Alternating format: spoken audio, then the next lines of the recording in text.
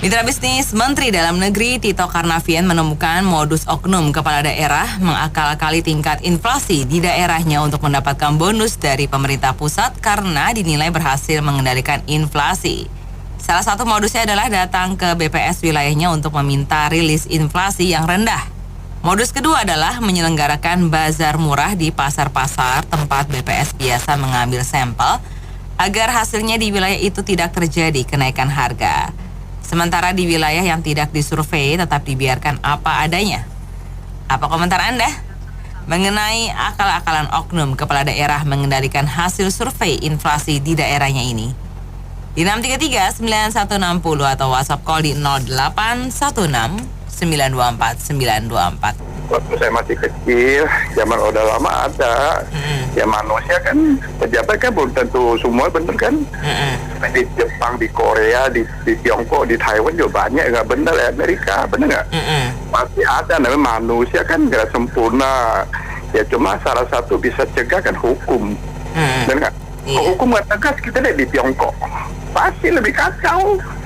Nah, kamu berani berbuat bertanggung jawab, ya nggak? Ya itunya. Jadi seperti di Korea juga banyak nggak benar, di Jepang juga ada, bukan nggak ada. Cuma yang nggak mungkin Korea Utara kali, Kim Jong Un dia tegas ya. Nah, itu kalau hukum tegas itu bukan HAM tuh nggak. Dia berani berbuat mesti bertanggung jawab, ya nggak. Nah, kalau hukum tidak tegas kan, dia mana berani sembarangan seperti korupsi, ya nggak sekarang kan. Ya kita harap akan datang seperti Prabowo bisa menanganin seperti nggak. Kekurangan Jokowi kita kikis habis, kelebihan ya mungkin Prabowo jalanin ya untuk masa depan bangsa kan. Jokowi juga ada kekurangan. Saya dengar sih banyak seperti pembangunan infrastruktur korupsinya gila-gila, atau bener nggak? Saya sih dengar begitu. Nggak gede kan pasti ada lah, bener nggak? Cek di lapangan gimana? Mungkin nyorong bahan segala macam pasti. Ya memang lah manusia itu nggak ada sempurna. Ya mudah-mudahan masa depan Prabowo bisa memperbaiki kekurangan bangsa kita kan nanti nama kan dipandang sepanjang masa ya Nita ya. Saya pikir bukan hanya nilai inflasi saja yang mungkin tidak jujur dan tidak akurat surveinya karena ada pesanan atau lain-lain yang dibayar, akan tetapi juga tentang survei angka pengangguran dan angka kemiskinan oleh BPS. Kita ketahui bahwa tahun 2023 bulan Agustus BPS mengatakan angka pengangguran hanya 7,2 juta orang. Lalu kita tahu bahwa angkatan kerja per tahun ada kurang lebih dari angkatan baru lulus sekolah kuliah itu 3 juta orang. Kalau ditambah ya 10,2 juta orang. Tapi itu ada pengumuman lagi dari Bu Menlu Sri Mulyani bahwa sudah buka lowongan di tahun 2023 sampai 2024 dalam 2 tahun itu 11 juta orang. Lalu kenapa masih puluhan juta orang yang menganggur masih banyak? Berarti angka pengangguran survei BPS di bulan Agustus tahun 2023 7,2 juta orang itu kemungkinan tidak jujur, tidak akurat juga. Dan kita ketahui bahwa angka kemiskinan di akhir tahun 2023 adalah 8,63% dari jumlah total penduduk Indonesia yang kurang lebih 282 jiwa misalnya totalnya. Itu ada sebesar 24.164.000 orang. Berarti kemiskinan hanya segitu, padahal kemiskinan tadi dari pengangguran saja sudah ada sekitar 50-an juta orang. Dan kalau kemiskinannya ini hanya dicatat 24 juta orang lebih, ya berarti dia survei kemiskinan 8,63% ya ke tahun 2023 dari BPS juga tidak jujur dan tidak akurat. Jadi survei di daerah kita banyak yang tidak jujur dan akurat. Survei indikator pun yang mengatakan Presiden Jokowi masih didukung rakyat 74%, itu juga kemungkinan meragukan karena itu mungkin survei ya orang-orangnya Projo yang disurvei, tapi yang bukan Projo malah tidak disurvei karena jumlah total 260 juta jiwa paling yang disurvei hanya 1.000, 2.000-an, 3.000-an orang. Harusnya kan 50% lebih dari rakyat Indonesia seluruhnya baru jujur dan akurat, itu pun tidak curang. Kemungkinan seperti itu. Terima kasih. Assalamualaikum warahmatullahi wabarakatuh. Komentar saya singkat saja. Saya teringat kepada pepatah yang mengatakan guru kencing berdiri, murid kencing berlari. Pemerintah daerah itu pasti meniru dari pemerintah pusat. Bagaimana caranya mengakali angka-angka.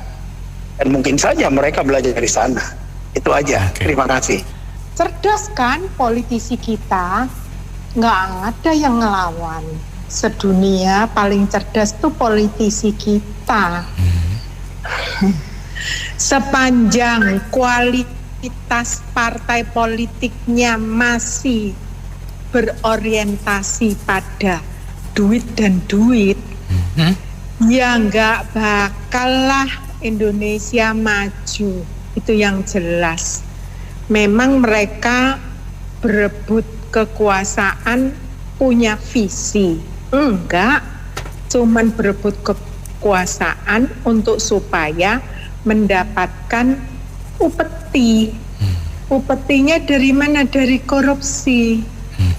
Sekarang nggak usah susah-susah, negara kita ini kan kaya.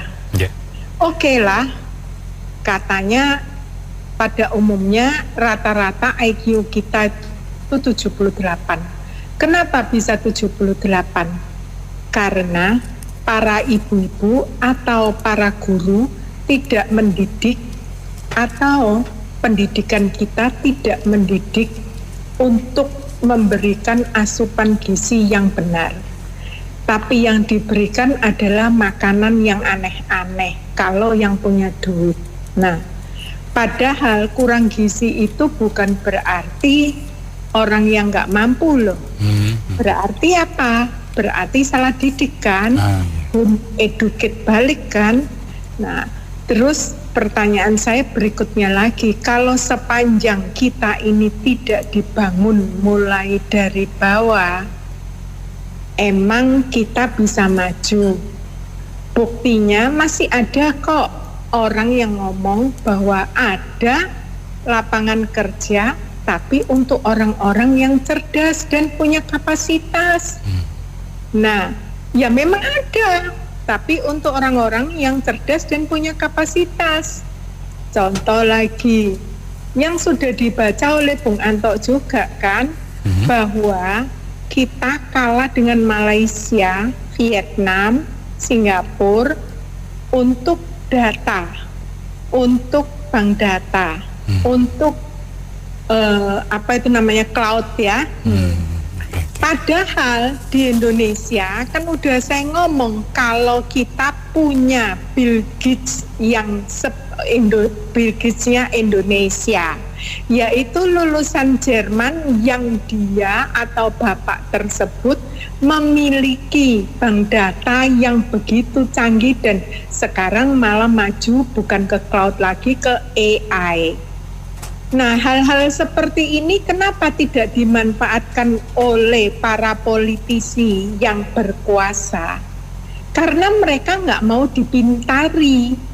Mereka maunya orang-orang bodoh yang bisa diperintah. Contoh lagi, udah karena kita adalah rakyat biasa dan petugas partai, jadi rakyatnya adalah budak partai. Gimana? Masih ada ya budak partai zaman now. Nah, hal-hal seperti ini sebenarnya membodohi rakyat atau enggak sih? Jadi kalau di ngomong hal seperti itu canggih-canggih, nggak usah gitulah hacker-hacker itu. Oh, orang-orang Indonesia, anak-anak muda yang bekerja di Indonesia, bekerja untuk luar negeri, tapi masih tetap di Indonesia. Pintar-pintar kan? Pintar, tapi cuma tertentu aja. Mau masuk ke partai politik, nggak mau, sengsara. Kenapa? Ya itu balik lagi, kalau mau benar, hukum di atas politik, bukan politik di atas hukum.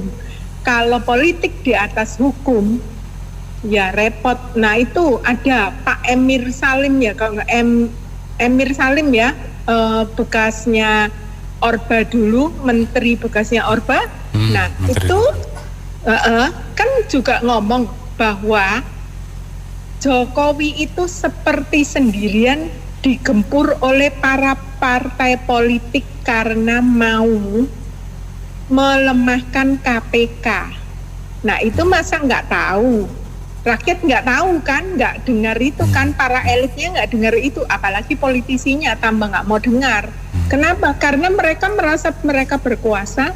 Terus ada lagi sekarang yang ngomong lagi, sebenarnya kita ini salah kaprah. Partai politik itu yang mengajukan, tapi bukan partai politik yang mengendalikan negara. Yang mengendalikan negara adalah yang dielek oleh rakyat. Sudah jelas kan, Bung Anto? Jadi kalau sekarang hukum aja udah porak-poranda, bagaimana negara bisa maju? Bukankah hukum adalah martabat bangsa? Terima kasih.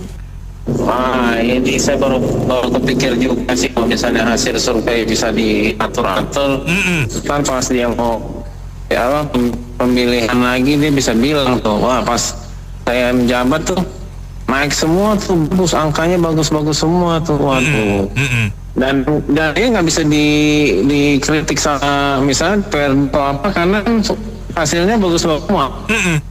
Dari BPS, dari PK segala, atau gimana dia mau dimintai tanggung jawaban, padahal kenyataannya nggak salah gitu. Ini kacau dia. Semakin berjalan ini semakin kebuka gitu ya. Jadi saya pusing ini, akhirnya ntar kita rakyat yang menerima akibatnya terus gitu. Mereka gaji dapat tunjang segala macam. Kita sendiri yang dipas terus. Gimana ini? Bingung juga. Oke, Bang Benny, thank you. Indeks kita tertolong ya, bro. Ya, ini Mendagri ya, Tito ya. Iya. Ya, saya kira memang kenyataan yang kita hadapi sekarang, 2 periode Pak Jokowi yang menurut saya masih kurang berhasil, yaitu dulu waktu beliau mulai itu revolusi mental. Betul. Itu yang menurut saya kurang berhasil, walaupun tentu secara keseluruhan menurut saya nilai Pak Jokowi tetap bagus. Ya tentu nggak ada yang sempurna ya. Satu dua poin. Nah, memang kita lihat sekarang seperti Pak Tito ngomong, sebenarnya ini kan udah seperti rahasia umum. Ini kan indikasinya kan sebenarnya ke arah korupsi atau gratifikasi dan lain-lain kan?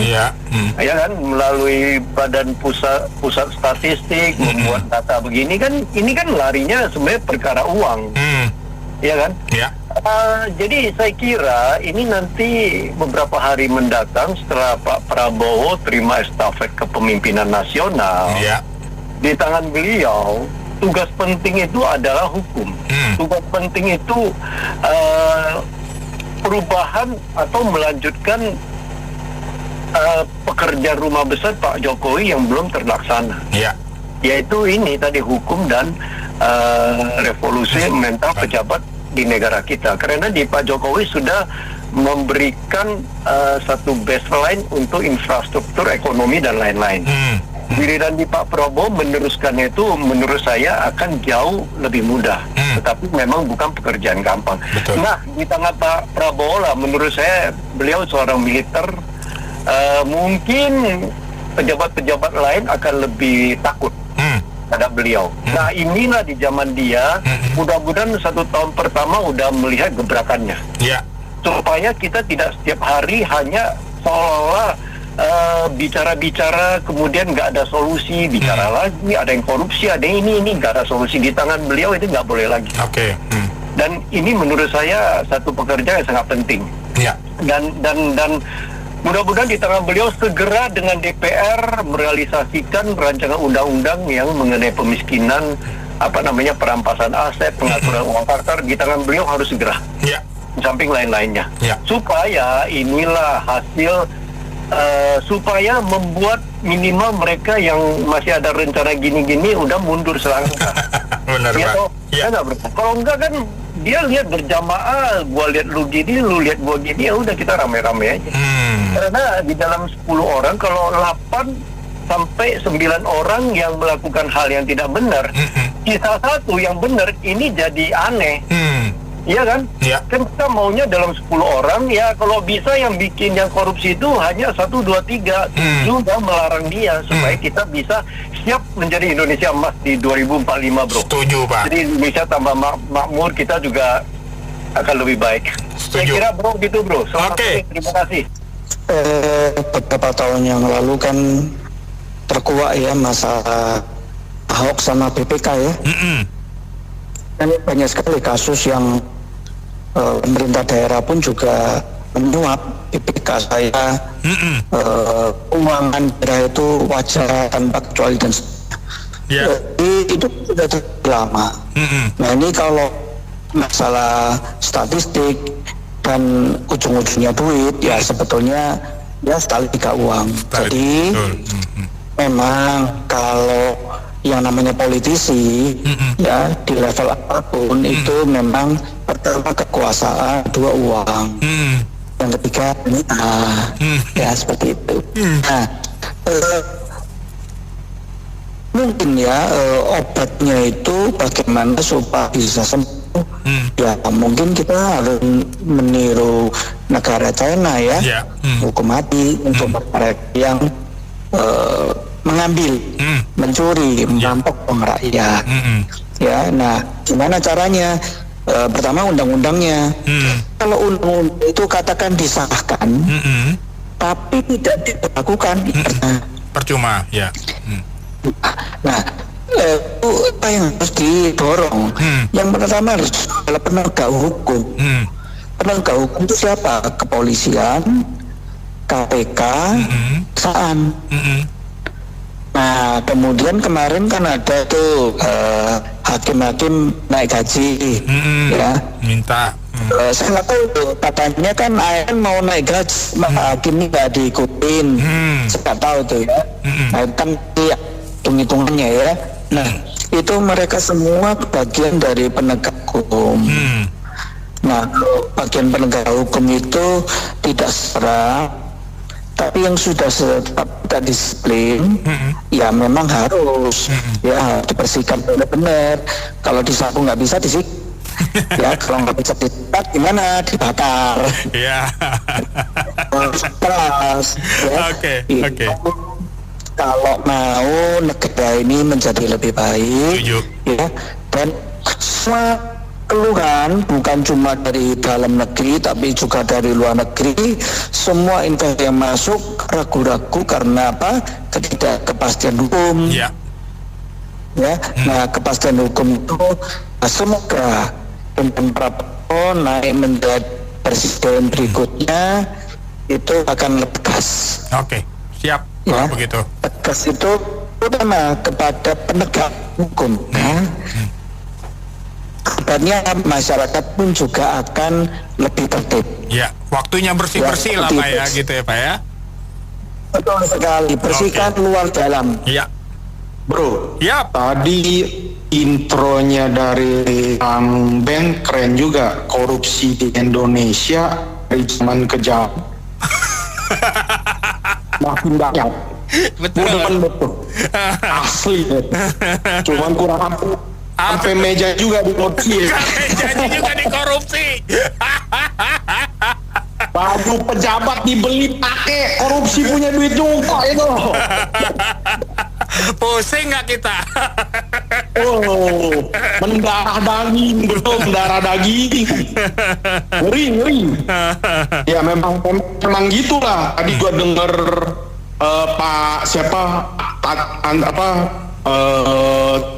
dari tadi bicara mengerikan iklim kita semuanya cukup keras ya.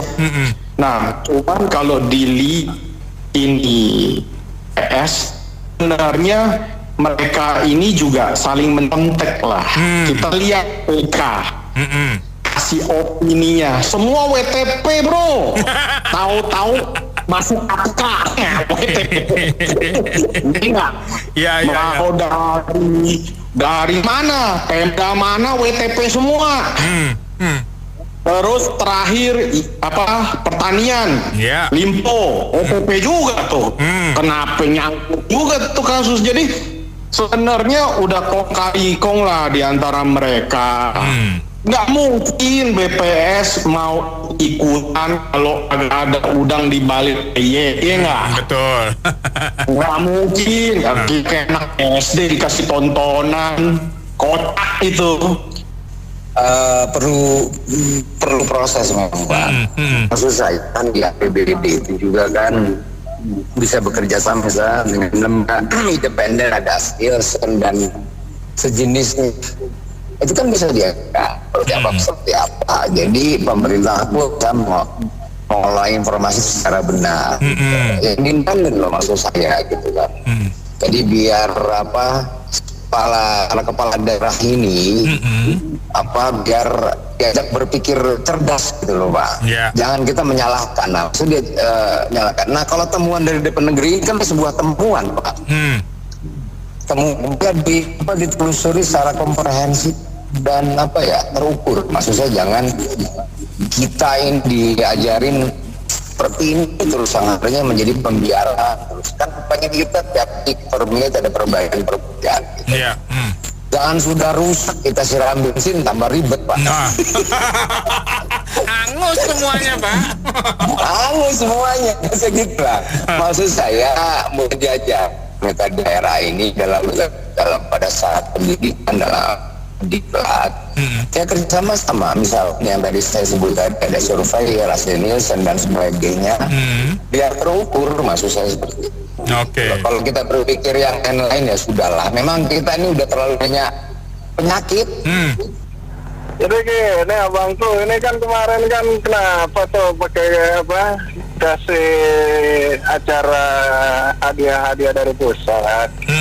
Ya kan itu kan salah satunya untuk merangsang orang kepala daerah itu untuk bekerja dengan baik dan benar. Ya kan dengan BPS. Nah sekarang gini, kalau mereka bisa mengendalikan BPS, apa nggak sebaiknya BPS itu dibubarkan saja? Repot lagi. Ya nggak guna. Buat apa itu statistik? Ya kan? Ya, BPS dibubarkan dan diganti dengan misalkan lembaga independen seperti Beni Statistik atau Rahmayadi Statistik, gitu kan? Iya dong, yang menilai siapa? Ya kan balikin lagi penilaian ke rakyat, gitu. Penilaian dari rakyat, gitu. Jangan pakai Kompas deh, katanya Kompas sekarang udah ngaco. Ente yang ngomong ya. Nggak tahu ya. Gara-gara survei itu. Ya gitu deh, pokoknya deh. Balikin lagi ke rakyat. Pakai lembaga Beni Independen. Kurang lebih begitulah ya. Gitu. Saya melihat ini sebagai suatu bentuk kearifan lokal dari pejabat-pejabat negara juga bangsa Indonesia. Luar biasa. Itu harus diapresiasi, dipiara terus. Kalau perlu dikembangkan lebih lanjut. Dan perlu saya tambahkan lagi, ini baru saya temukan dari 2 daerah. Korupsi sekarang lebih canggih. Mereka sekarang sudah tidak terima amplop langsung. Caranya kalau bapak ibu mau urus izin melalui konsultan yang ditunjuk. Boleh pakai luar, tapi ya terima nasib aja kalau nanti izinnya nggak keluar. Dan hebatnya nilainya fantastik, kemudian diberi catatan kaki. Belum termasuk PPN, luar biasa. Seolah-olah ini adalah resmi bayar pajak. Dan itulah bentuk korupsi yang kearifan lokal lagi, berkembang lagi gitu.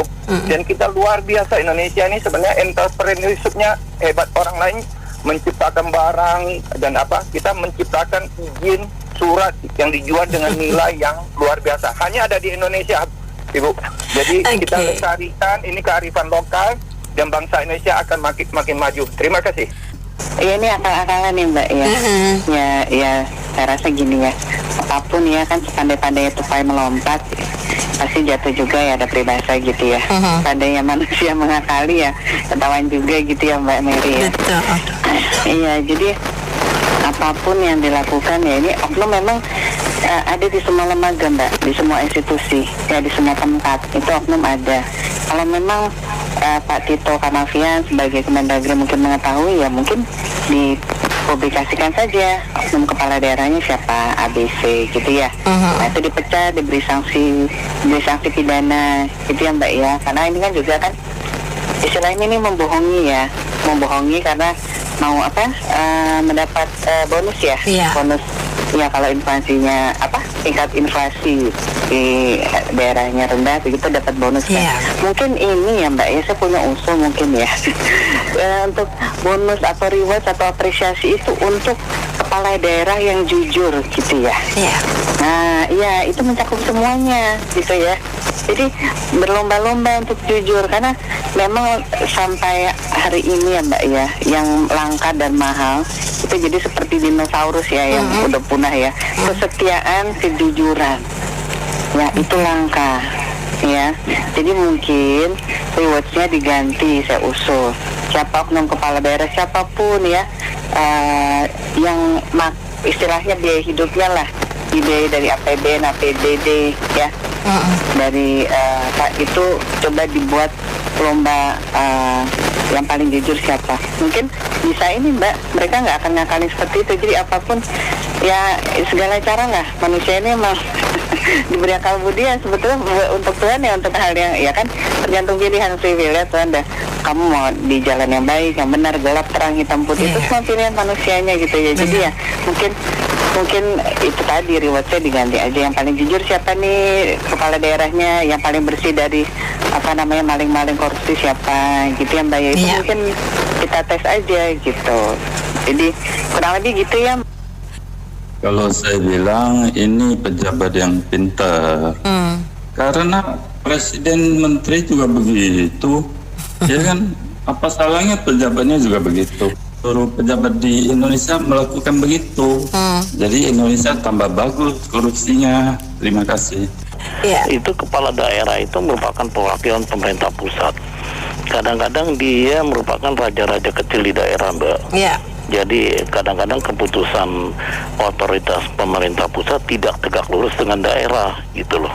Ini yang kadang-kadang disebut pembangkangan. Saya kira harusnya nurut ya. Harusnya manut terhadap pemerintah pusat walaupun dia dari partai apa. Kalau dia pendukung pemerintah harus surut.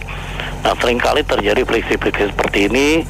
Ditambah lagi mereka kalau menjadi kepala daerah kan menggunakan kotek sendiri.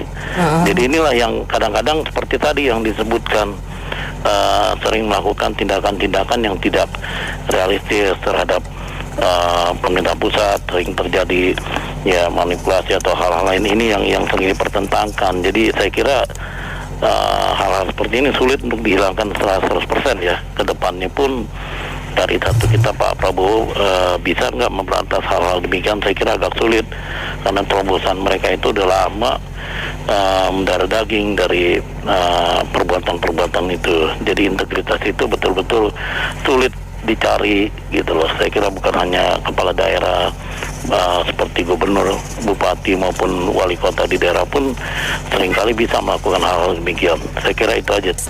Yang petingginya aja nomor 1 orang juga begitu, ya tentu ya anak buahnya sama lah begitu. Artinya tadi tupai-tupai ini bulunya tebel,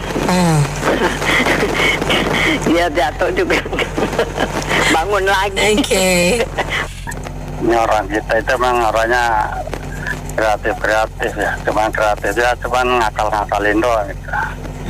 Mungkin sama dengan presidennya begitu, biar belajar banyak banget ya nggak, suruh nyebar yang menyanjung-nyanjung. Kalau Pak Harto dulu cuma satu belajarnya Harmoko, kalau presiden sekarang belajarnya Ridwan Kamil tuh dibayar tuh. Kan gitu. Maksudnya kalau mau inflasi terkendali, mestinya kan produknya itu yang diperbanyak. Caranya bagaimana? Cara ya kan itu subsidi sudah banyak, biar produknya banyak. Pemerintah yang turun tangan kolaborasi dengan warga, dengan masyarakat. Jadi masyarakat itu bisa bekerja dengan sponsornya pemerintah gitu. Mungkin Menteri Pertanian. Nanti kalau produknya bagus yang dibutuhkan sudah banyak, otomatis kan nggak naik harga, nggak usah pakai piala gitu, nggak usah kayak gitu. Yang penting kan masyarakat bekerja dihargai, biar bersemangat, ditampung. Sama mungkin pemerintah punya gudang setiap daerah gitu kan, punya gudang setiap kalau perlu apa-apa barang sudah siap di situ. Jadi nggak inflasi pakai piala kayak gitu, memang lomba-lomba itu kan kehidupan hari-hari. Makasih. Ini soal akal-akalan inflasi ya. Ya gitulah negeri kita ini penuh dengan drama. nggak cuma dari publik, dari kita ini aja yang viral-viral di TikTok. Ini ya sekarang bilang yang ini pejabat daerah lagi yang sekarang mau ngakal-ngakalin inflasi. Sebenarnya ya susah juga ya kalau mau cari orang yang jujur dan transparan ya, malah sukanya mainnya kayak gitu-gitu. Ya entahlah sampai kapan negara kita ini bisa bersih dari korupsi, KKN lah intinya lah. Ya itu sih aku bingung lah pokoknya lah sama gubernur kayak pejabat daerah sekarang lah. Susah diatur lah. Makanya Mendagri ini harusnya tegas. Memang sih Pak Tito ini sih memang ex Kapolri sih harusnya sih dia tegas orangnya ya. Cuman ya memang juga matanya harus lebih tajam kayak snake eyes gitu. Biar bisa tahu mana yang nggak benar. Nah itu. Kadang kala bisa contoh daerah A bilang katanya pendapatan dia segini dapatnya, tapi sedangkan daerah B pendapatannya kecil, apa jangan-jangan uang dari yang mereka dapat itu di kantong dia. Kan kadang kan ya kita kan nggak tahu. Kita kan nggak tahu istilahnya. Ya aku sih harap sih ya tegas aja gitu. Kalau ya terjadi inflasi yang ya misalnya kalau terjadi pejabat daerah inflasi gitu ya mesti diselidiki. Gitu.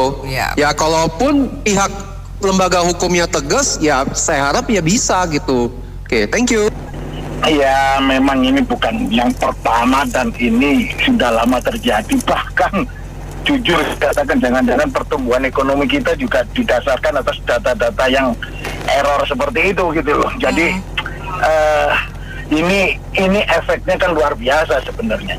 Deflasi yang sudah 5 bulan jangan-jangan sebenarnya bukan deflasi juga kalau kayak begini kan, karena inflasinya di rekayasa ya mau nggak mau datanya nggak akurat, dan ini udah berlangsung berapa lama, yang baru ketahuan kan baru sekarang, jangan-jangan udah lama.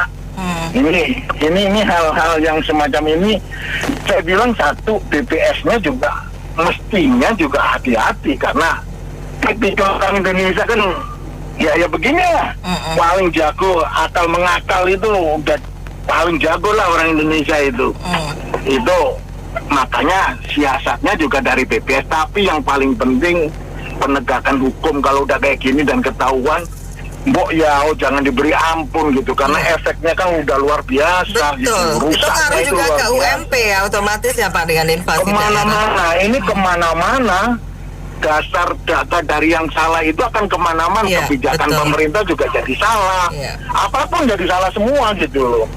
Nah ini menurut saya kalau hukum kita sama sekali nggak melakukan apa-apa, hanya melaporkan kejadian semacam ini lah, mau buat apa gitu loh. Jadi menurut saya ini lebih parah. Kalau ngomong korupsi, ini di atasnya korupsi kalau menurut saya ini. Kalau tujuannya untuk menyejahterakan masyarakat seperti mengadakan basar atau sembako murah, ya itu sih Mama setuju ya. Tapi kalau hanya untuk akal-akalan, kan topiknya aja kata-katanya akal-akalan, ya kembali lagi ke mentalnya, yaitu ujung-ujungnya juga fulus, mau dapat bonus kan, tuh kan kelihatan lagi tamaknya kan, ya itu sajalah. Nggak baik. Bayangkan BPS, Anda lembaga yang seharusnya independen terus menghitung statistik supaya tidak menghasilkan informasi yang tidak benar. Apa yang terjadi akhirnya kan terjadi kekacauan.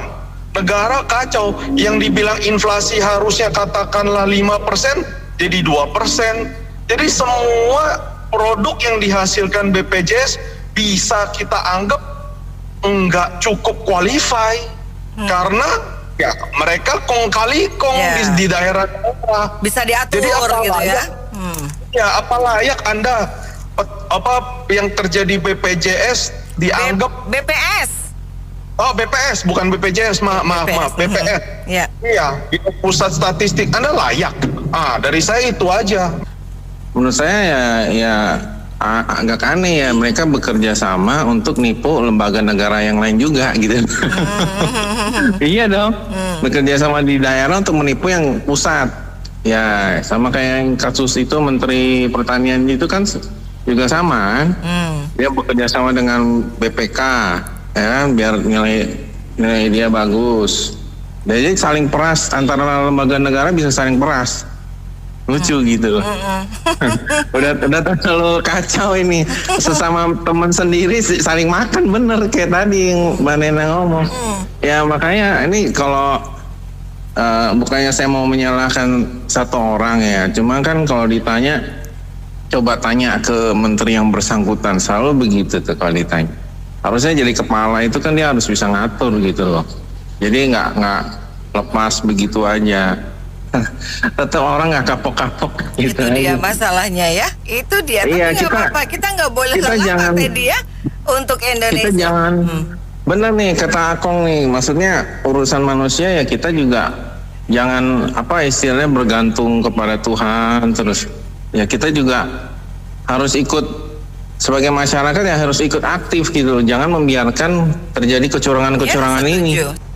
Jadi kalau kita lihat sudah carut marut semua lembaga, mau itu yang tinggi, mau itu yang resmi, tapi semua lembaga pemerintahan, kita lihat BPK lah, kita lihat sekarang BPS, semua carut marut. Ini kan menunjukkan hukum tidak dijalankan dengan benar. Jadi semua pejabat tuh nggak ada takutnya. Mereka menjabat, memperkaya diri, di penjara 1-2 tahun, sel bisa bikin kayak hotel, kelar, duit tetap di tangan.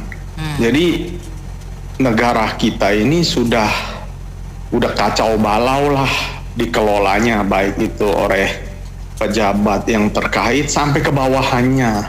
Jadi mungkin butuh tadi barusan Akong, kirim dong Kim Jong Un kedua di Indonesia.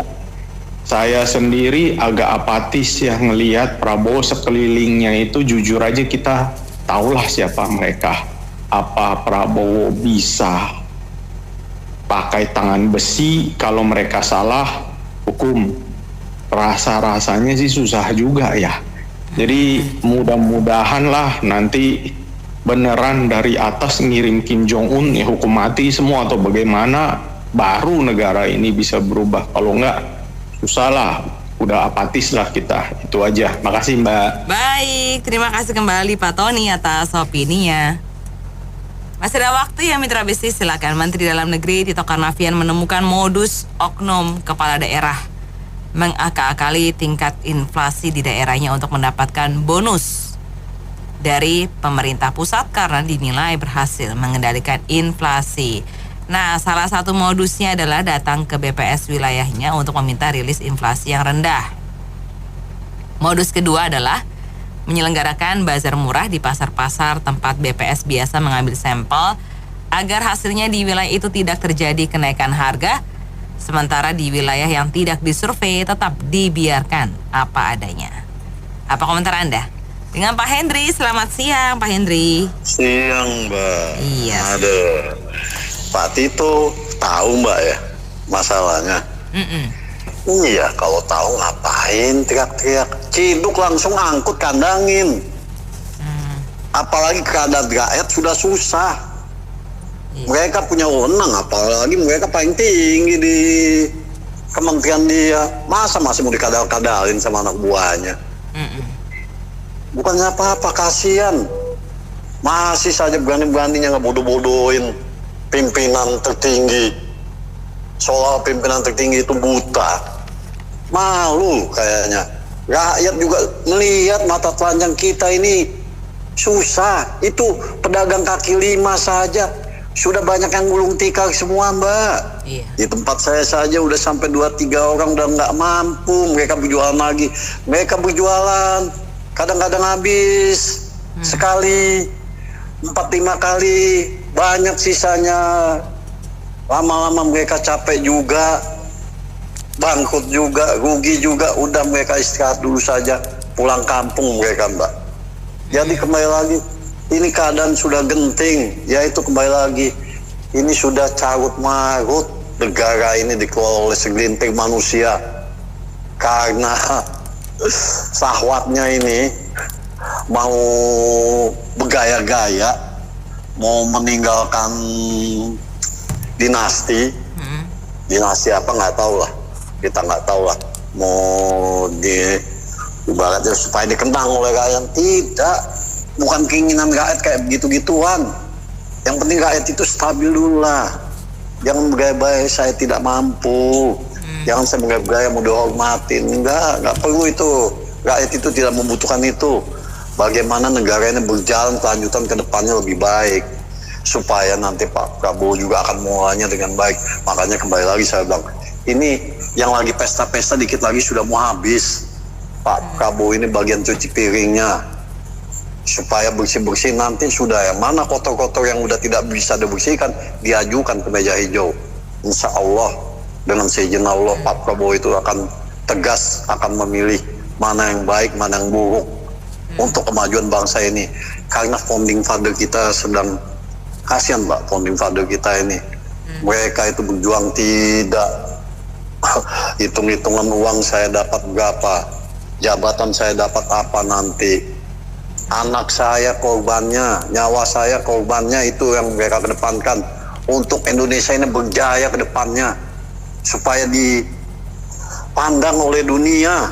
Dulu kita sempat kita jadi macan Asia, tapi sekarang kita bukan macan Asia lagi, kucing.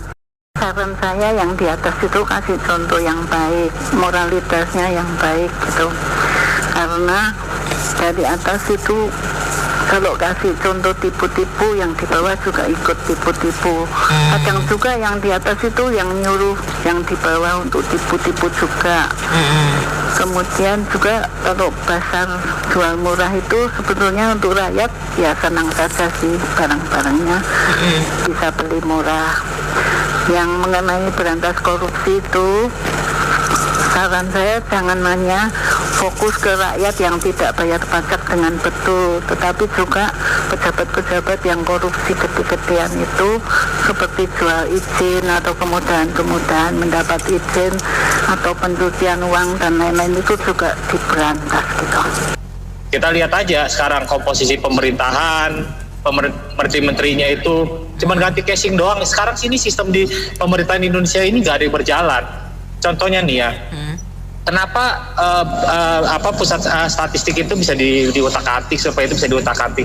Karena emang dari kayak yang kemarin tertangkap juga ya, perusahaan-perusahaan yang masuk bursa efek ya, kan itu manipulasi data juga, sehingga dia bisa melantai di bursa efek. Semuanya itu apa? Dipoles. Laporan keuangan dipoles, laporan kinerja dipoles. Demikian juga saat ini, kenapa yang statistik-statistik di daerah itu bisa dikerjain? Karena apa? Badan pusat statistik nggak bekerja, badan pemeriksa keuangan nggak bekerja. Nah, satu-satunya cara kita memperbaiki negeri ini adalah gimana? Kita menyewa konsultan dari luar aja. Yang negara paling bersih di sekitar kita siapa? Singapura. Kita hire aja konsultan Singapura untuk melakukan survei kinerja maupun survei inflasi di Indonesia. Saya rasa itu yang baru akan terungkap sebenarnya. Saya rasa itu lebih murah, Mbak, daripada kita nyewa karyawan satu gedung itu, BPK, Badan Pemeriksa Keuangan, satu gedung berapa lantai itu, 10 lantai isinya. Itu kita lebih murah menyewa konsultan di Singapura daripada kita menyewa gaji BPK yang isinya orang-orang manipulatif dan orang-orang korup semua. Demikian juga Badan Pusat Statistik, itu orangnya korup semua bisa dimanipulasi. Jadi menurut saya daripada gaji pegawai-pegawai seperti itu yang konsultan Singapura itu bisa 1/10, cuma hanya 10% daripada gaji yang dikeluarkan pemerintah untuk BPK dan BPS. Itu jauh lebih murah dan kita save 90% gaji mereka. Jadi nggak usah memperkerjakan lagi orang-orang Indonesia yang tidak bisa dipercaya. Kita sewa aja konsultan luar untuk survei-survei seperti itu. Gitu, lebih terpercaya. Terima kasih. Ya, kita berbicara seperti ini sebenarnya percuma saja menurut saya. Aku kan dengar orang-orang atasan bisa berbicara di seperti ini. Itu pertama. Ya, kalau dulu saya pemerintahan ke depan itu saya benar, saya sama sependapat dengan Pak Andri tadi, nggak bakal berjalan, sama aja ketika ya, jadi kita nggak ada yang benar dengan pemerintah. Kalau sudah di atas nggak mungkin kayak bawah-bawahan. Jadi menurut saya ya udahlah itu udah pasrah aja deh, setelah mau diroboh bagaimana negara ini ya. Terima kasih. Baik, terima kasih Pak Hadi atas opininya dan mitra bisnis. Kami cukupkan sampai di sini dulu untuk sesi kali ini. Saya Anita Wijaya.